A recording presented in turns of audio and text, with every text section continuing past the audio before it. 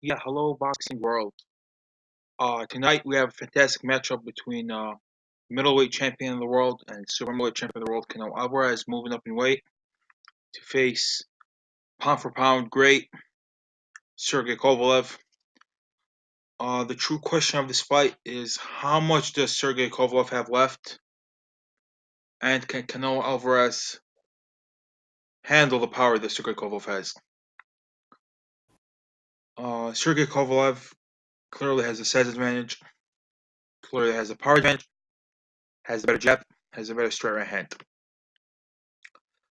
Head movement, clearly Canelo. Body punching is clear for Canelo. Durability, clear for Canelo. But there's just this one myth I want to debunk about Canelo Alvarez. Is that he is a power puncher. People, Canelo is no power puncher. His knockout victories have come against James Kirkland, Amir Khan, Rocky Fielding, Liam Smith. Every capable fighter has won the distance with him. Lara, Cotto, Jacobs, Golovkin, Julio Cesar Chavez Jr., Austin Trout, Shane Mosley. He's not a knockout puncher. But at the same time, Sergey has shown vulnerability.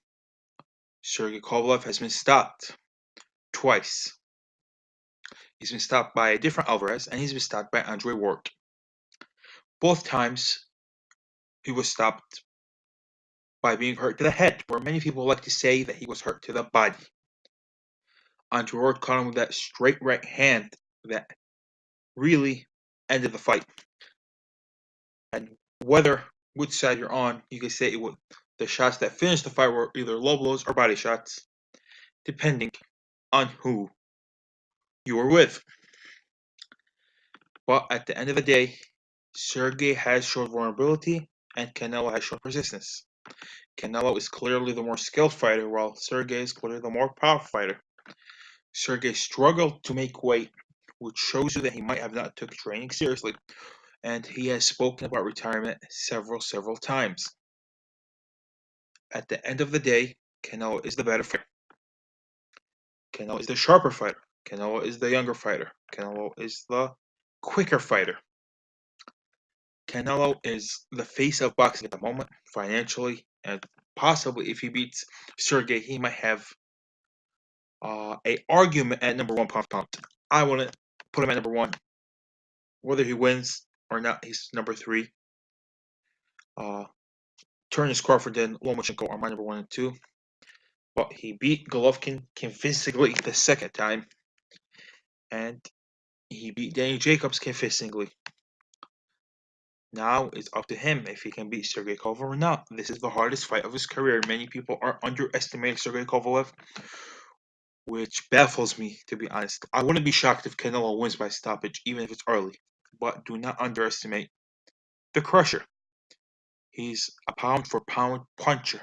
He could probably knock out a few cruiserweights. If he moved up to cruiserweight during his prime, right after the Hopkins and Pascal wins, he might have been able to actually get a world championship cruiserweight. He might have been able to beat Ruslan Shagayev at heavyweight for the WBO regular title at the time, which is now held by Manuel Char, which is crazy. But Sergey is a great fighter, but I think he's past his prime. Saying all this, this fight is not a one-sided affair like people like to think. Sergey Kovalev will have his moments. Sergey Kovalev will control some parts of the fight with his jab, but at the end, I think Canelo will edge out a decision. Sergey Kovalev will not get the decision if it's close. We all know that. We saw that in the first fight against Golovkin. We saw that when he fought Lara. They even tried to rob Mayweather. There's no way Canelo won 6 rounds. I don't care who, if you like Mayweather, Mayweather probably won every round of that fight. And they still had it. 9 rounds to 3 Canelo, 8 rounds to 4 9 rounds to 3 Mayweather, 8 rounds to 4 Mayweather, and a draw. Like, I don't know what the fuck you're watching if you thought that was a draw. But still, at the end of the day, Canelo will likely win. It's 7-5, 8-4, like 116, 112, 115, 113. But he's not dominating him on any stretch of the imagination.